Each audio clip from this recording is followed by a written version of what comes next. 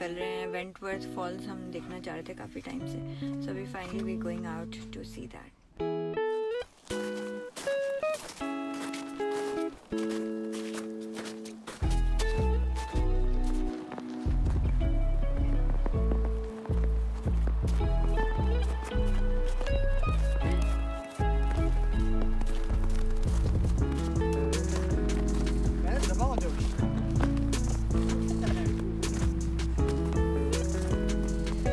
अभी हम लोग ट्रेकिंग करके जा रहे हैं वेंटवर्थ फॉल्स की तरफ और पानी की आवाज़ आ रही है बहुत ज़्यादा एक्साइटिंग।